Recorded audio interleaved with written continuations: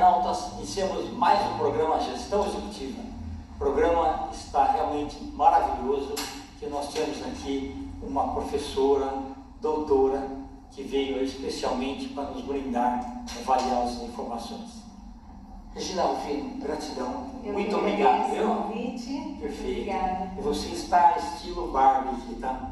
Eu costumo dizer que eu estou vestida de mim, porque o pessoal na faculdade, nos cursinhos, me conhece como a prof. Penélope Charmosa, prof. Pink, porque eu adoro Pink e eu quero quebrar um pouco esse estereótipo de quem é da área jurídica para ser sério, né? Tem que estar só de preto. Não, vamos colorir um pouquinho o mundo, né? Isso, perfeito. Eu queria que você contasse para os nossos internautas onde você nasceu, né? Um pouquinho da sua trajetória profissional. E a grande dúvida dos internautas, principalmente dos alunos de ensino médio, último ano, em que momento da sua vida que houve influência de parentes, amigos e tal, que deu estalo, eu vou fazer esse curso aqui. Ok, eu nasci em Araçatuba, interior de São Paulo, e sempre vim muito para São Paulo e também para o Sul, porque a família do meu pai veio de Santa Catarina. E na realidade sempre fui muito estudiosa e sempre muito articulada, sempre gostei de argumentar e todo mundo falava, tem que ser advogada desde pequenininha. Até minha irmã, que é mais velha, muitas vezes eu comprava as brigas e defendia, ela falava, não, essa é minha advogada. Mas o start principal foi quando eu tinha 15 anos, nós fizemos eu e alguns colegas fizemos uma greve no colégio que eu estudava, e porque eles aumentaram além da lei, eu tinha 15 anos e já via isso. E eu lembro que na época até, meus pais foram super contra mim, que eles falavam, não estou me negando a pagar. Eu falava, mas não é justo, eu sempre tive muito esse senso de justiça. E com essa greve, durou muito tempo, acabei até saindo desse colégio, todos nós tivemos 180 alunos nesse colégio, e com tudo isso, alguns pais nos deram apoio, porque eram tudo adolescentes, muitos advogados, a gente ia para o escritório de advocacia, eu sempre falava, na época eu cheguei a dar entrevista até para a Globo, porque a greve paralisou esse colégio, ainda mais no interior, né, por um tempo. E aí eu vi aquilo e eu falava, é isso que eu quero fazer, eu quero lutar por justiça, eu quero dar voz a quem não tem. Então eu acho que daí em diante eu já comecei a me decidir pelo direito, pela advocacia. E no tocante a ser professora, isso já sempre achei o máximo, mas na minha época não era muito comum, era muito difícil ser professora universitária. E eu me formei muito nova, com 21 anos, e aí logo em seguida fui fazer pós, minha professora da pós me chamou para ser assistente dela na faculdade, e eu acabei ficando, quando eu vi, com 20 e poucos anos eu já estava dando aula nas universidades. Que bom, viu? Que bacana. E aí você já estava em Florianópolis ou São Paulo? Aí eu estava em São Paulo, okay. Aí depois que eu fui para Florianópolis. Perfeito. Achou? Como foi a adaptação? Bom, Florianópolis foi uma adaptação até antes de eu morar, porque como eu ia muito desde pequena para Santa Catarina, com a minha família passar férias, a gente não ia para Floripa, a gente ia mais para Camboriú. Mas, porque como meu pai e a família toda veio de lá, né, gostava muito do Sul, e eu amava o Sul. E eu tinha na minha cabeça que o meu lugar no mundo era Florianópolis, sem conhecer Florianópolis. Falava para todo mundo. Até que houve uma oportunidade de passar um Réveillon com umas amigas. E quando eu cheguei lá, eu falei, é aqui meu lugar no mundo, é aqui que eu venho. E um ano e pouco depois, eu não conhecia ninguém em Florianópolis, porque eu fui com amigas de fora. Mas lá, as faculdades, na época, elas tinham um concurso para entrar, tipo um processo seletivo mesmo, com provas, prova oral, tudo. E eu eu desisti, é uma palavra que não existe no meu vocabulário. Eu já dava aulas em São Paulo, advogava, mas eu queria ir para Floripa. Eu falei, eu vou começar a prestar. Começaram a surgir todas as faculdades, tinha uma vaga, eu prestava, ela passava e acabei me mudando para lá. E lá é realmente meu lugar no mundo. E a qualidade de vida é tudo. Eu gosto de São Paulo, tem bastante oportunidades, mas para mim, Florianópolis reúne todos os critérios que eu acho de qualidade de vida, é possível exercer uma profissão de forma razoável. E isso acaba me atraindo, então, tanto que até hoje eu acabo indo até a trabalho lá, ainda vou bastante. Ô, Regina, e quando falaram para você, olha, você não quer fazer um mestrado? Como é que foi a tua reação? Também eu já estava dando aula e foi quase que uma pressão implícita, porque estava se discutindo na sala dos professores, eu muito nova, eu acho que era a professora mais nova lá, quando eu comecei a dar aula, né, com 20 e poucos anos, eu já tinha especialização, mas que ia precisar de mestrado, né, que o MEC estava em cima. Então, aí eu prestei também na PUC, e eu sabia que era na minha área trabalhista, a PUC aqui em São Paulo era melhor. Passei e aí eu me senti mais tranquila, porque eu adorei essa área acadêmica, que no primeiro momento não passava pela minha cabeça, mas eu me identifiquei muito. Mas é muito boa, É muito, tanto que hoje eu tenho um cursinho preparatório para a OAB do aula, eu discuti porque eu gosto de dar aula. E aí foi na PUC e depois surgiu a oportunidade, as coisas foram surgindo, de fazer o doutorado fora, eu fiz também o doutorado. Então as coisas foram surgindo naturalmente no mundo acadêmico ou até na própria advocacia. O fato de você sempre gostar de ler, pesquisar, ajudou muito, né? Também, muito. Já fazia parte do seu cotidiano, né? Já.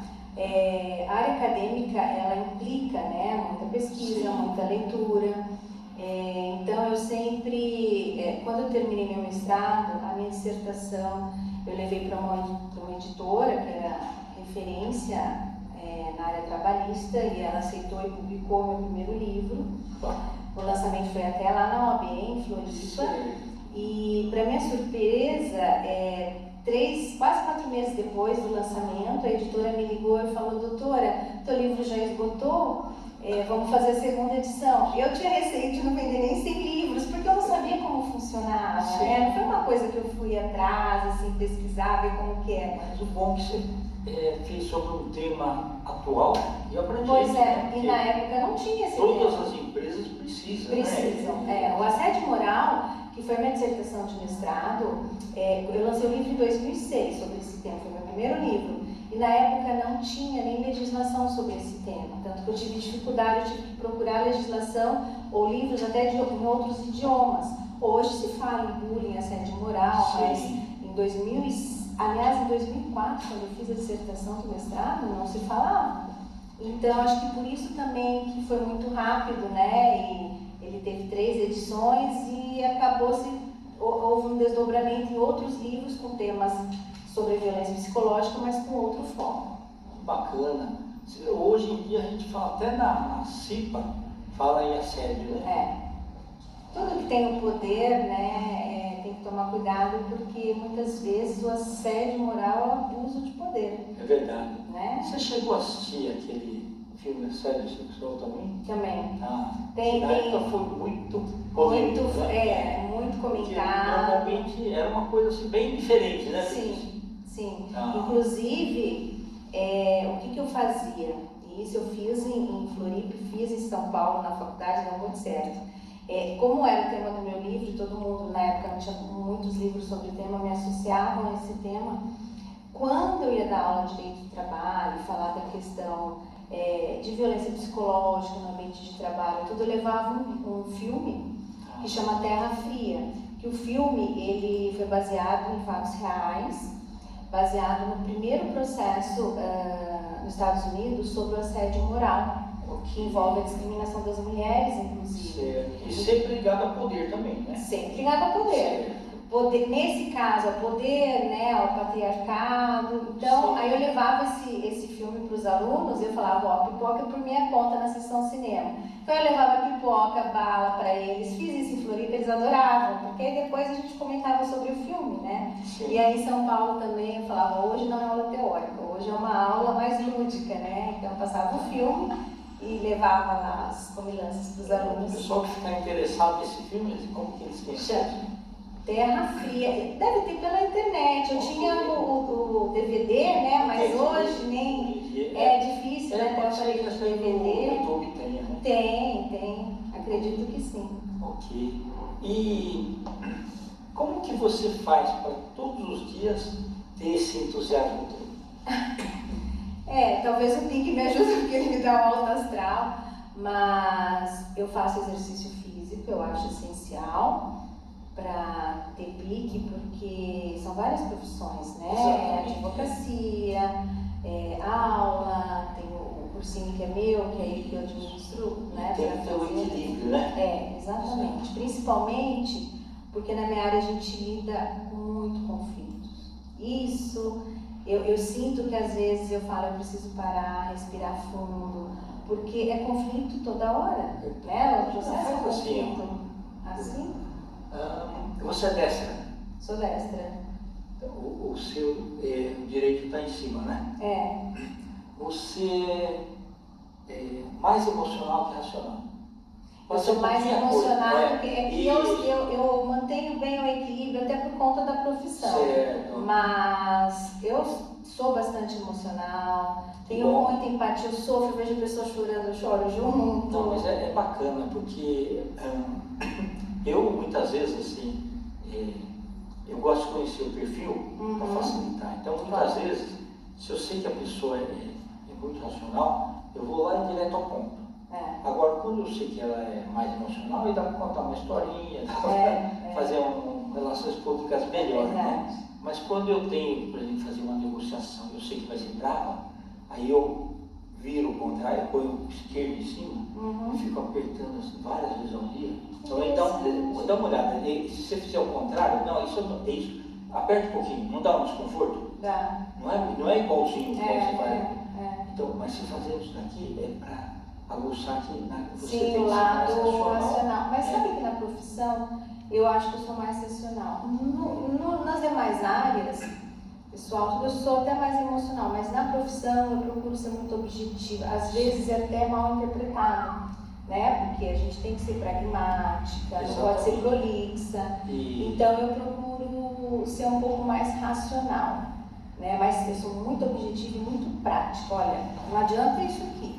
Isso daqui para o processo não vai resolver, sabe? Amigo e inimigo não resolve. E para o cliente você usa uma linguagem mais palatável ou aquele techniquez? Não, eu procuro ter um pouco mais de linguagem coloquial. E depende do cliente também. Né? Porque nós temos clientes, por exemplo, empresas. Às vezes vai falar, se eu vou falar com o preposto da empresa, pessoal de RH, departamento pessoal, tem palavras que são técnicas, que não resolvem, né? A gente tem que falar, mas eu procuro explicar porque eu sei que não vão entender. Agora, se eu já vou falar com o dono, depende de uma grande empresa, um empresário, não vou usar só palavras, porque termo jurídico, só quem está na área jurídica que entende, né? Mas eu vou procurar ter uma linguagem menos coloquial. Então eu acho que o público, eu vejo muito isso com os alunos, que eu dou aula, já dei aula desde o primeiro ano de faculdade até pós-graduação. Então a linguagem também muda. Exato. Né? O aluno de primeiro semestre, ele ainda... Aí tem que ajudar, né? Tem que ajudar, ele não conhece, né? Já quem está fazendo uma especialização parte do pressuposto que ele já tem uma base. Quem vem fazer cursinho preparatório para a OAB parte do pressuposto que já tem uma base. Se não tiver, a gente vai ajudando, né? Mas eu acho que o público direciona muito o tipo de linguagem que a gente deve utilizar também. E eu te parabenizo aí pelo seu jeitão, pela postura, linguagem firme, né? E isso daí dá bastante credibilidade. Obrigada. É bom. E no cursinho para a OAB, você pega muito, assim, mais ou menos assim, o que caiu em outras ocasiões para ajudá-los aí? Sim. Algum estudo de caso também? Tudo. Eu estou nos cursinhos, o meu cursinho tem desde 2006, também começou lá em Florianópolis. Então a veia empreendedora já vinha junto também, né? Mas hoje em dia eles são online. Desde a época da pandemia ele é só online. Perfeito. Mas qual é o diferencial? Porque ele não é um cursinho, como eu dou aula em outros cursinhos, que faz a gravação da aula e aí 100, 200 alunos assistem. Não tem tanto acesso ao professor. No meu cursinho, as aulas são ao vivo. Online mesmo. Online ao vivo, não é gravada, né? Perfeito. Então aí o aluno tira suas dúvidas, só existe uma tela nos separando.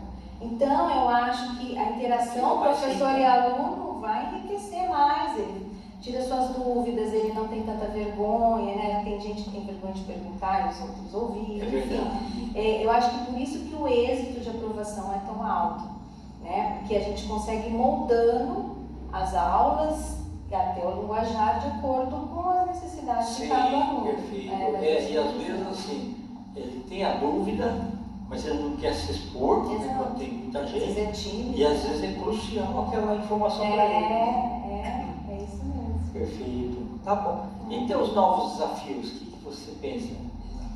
Bom, meus novos desafios são sempre no sentido de expansão, né? Ampliar o cursinho, ampliar o número de alunos, ajudar mesmo os alunos, porque é lógico que tem uma relação comercial, mas assim como eu fiz o direito com aquela ideologia da justiça, né, ainda buscando, apesar de a gente saber que não tem muito, sim, mas ainda buscando aquela veia da justiça, aquela veia do igualitário, na área acadêmica, na área de cursinho para a OAB, eu torço por aquele aluno, ele sabe, porque eu fico parecendo assim, uma mãe com um filho, falando, não, mas tem que estudar, tu tem que passar, sabe, a minha preocupação não é só a aula, tá pago o curso, não, eu quero que ele estude, tá precisando de mim? Então, lógico, tudo dentro dos limites, mas eu me comprometo para ele realmente ser aprovado, né, ele ou ela, não só por estar estudando e eu jogo o conteúdo e pronto.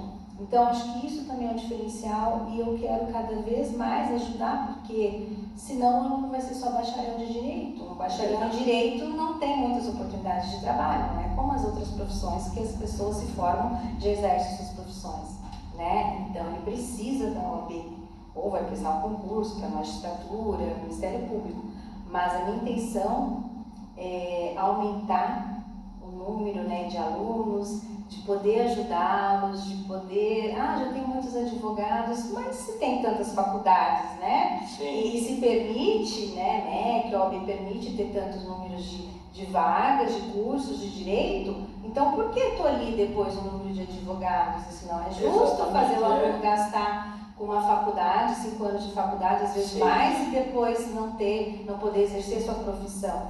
Então eu quero ajudar o maior número de alunos possível. Ok. E você, assim, trabalhando como advogada, dando aula, você consegue espairecer um pouco? Bastante. Que bom. Eu sei administrar bem o meu tempo, porque eu acho importante. Né? Lógico que às vezes tem tempos e tempos, né? Tem semanas, dias que a gente fica totalmente absorvida com o trabalho. Não tem muito como sair disso. Mas eu sou uma pessoa que prezo muito pelo meu lazer, prezo muito pela qualidade de vida, qualidade dos relacionamentos familiares, com amigos, eu procuro estar sempre presente. As minhas redes sociais dizem tudo, que assim como tem as questões profissionais, vira e mexe, eu coloco um pouquinho dessa parte pessoal de lazer, até para alunos e clientes, veem que eu sou uma pessoa normal, né? Que não fica só no trabalho. Dá uma humanizada. Exato, porque todo mundo, ninguém consegue, né? Não é uma máquina para ficar só no trabalho, por outro lado tem que ser responsável e não adianta ficar só no lazer. Então eu acho que o equilíbrio é a palavra.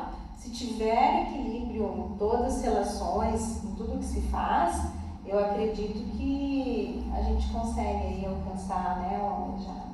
Perfeito. Não, assim, agora o pessoal que está nos assistindo, nossa, então ela nasceu em berço de ouro e tal, e tudo deu certo. Mas existem dificuldades também, né? Ou no próprio trabalho, ou na discussão com os clientes, ou até tem, né? Não assim em berço de ouro. Primeiro, tanto que, como eu disse, em Florianópolis, que era concurso, para poder entrar nas faculdades, que eu dei aula em todas as faculdades privadas lá. Todas eu prestei, eu entrei por concurso, eu não conhecia ninguém quando eu cheguei lá. Foi mérito mesmo. Aqui em São Paulo, foi do currículo, ir atrás, nunca eu tive emprego de indicação, e isso eu posso falar em público, porque não vai ter quem me conteste. E apesar de eu amar o rosa, a vida não é um mar de rosas. É uma luta diária, a gente tem que estar sempre remando, principalmente quem lida com conflitos, Porque às vezes eu me vejo no processo e eu falo, gente, o juiz está contra a minha parte contrária, até o cliente às vezes está nos cobrando, né? Então, a gente tem que manter o equilíbrio, tentar, assim, driblar esse meio de campo, porque a área jurídica não é fácil. Também, como as leis mudam toda hora, você tem que estar sempre atualizado. Mais então, motivo, né? Aquele negócio de eterno aprendiz.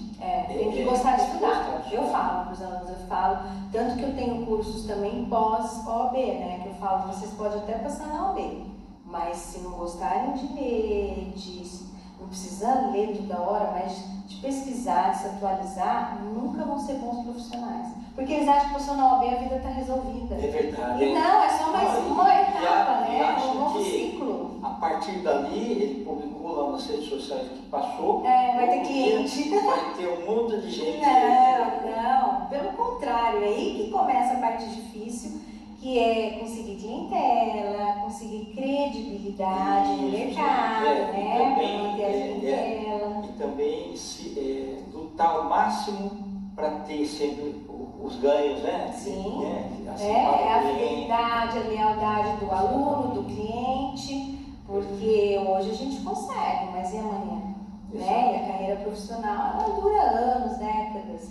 Se nós não agirmos direito, inclusive de forma ética, apesar da fama do advogado, que infelizmente a gente sabe que às vezes não é a melhor imagem, mas agindo de forma ética, comprometida, eu acho que isso a longo prazo, eu vi muito isso na época de pandemia, que todo mundo ficou trancado, não podia fazer propaganda, nada, mas tudo aquilo que a gente plantou lá atrás, né, acabou germinando na época de pandemia e pós-pandemia, e acho que quanto mais o cliente ou o aluno sente que o profissional ele é comprometido, ele é responsável, que ele demonstra credibilidade, eu acho que isso também é uma forma de fidelizar. Sim, e aí esses clientes satisfeitos acabam indicando, né, para outras pessoas. Exatamente, isso é muito bom. Se ele não se sente bem, ele não vai indicar. Né? Tudo é a imagem do profissional, né? Perfeito. Tá bom. Gina, nós estamos nos instantes finais.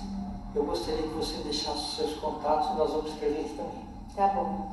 O telefone do escritório do cursinho, né, para a OAB, é o Regina Rufino Cursos Jurídicos. O telefone é 11 911 92 7349. @professora Rufino 10 é meu Instagram. Também estou agora com um canal no YouTube, onde tem vídeos, inclusive de orientações, vídeos com um tempo maior. Regina Célia Pesuto Rufino. E no Facebook também, meu nome inteiro, consegue me achar. Essas são as minhas redes. Então, Gina, eu quero que você volte outras vezes. Eu que agradeço o convite, você é um prazer. Uma pessoa que tem aí um currículo admirável, tá? Muito obrigada. Eu que agradeço a todos. Internautas, os agradecimentos então a essa fantástica doutora Regina Rufino. Nós finalizamos mais um Gestão Executiva. Um grande abraço e até a próxima.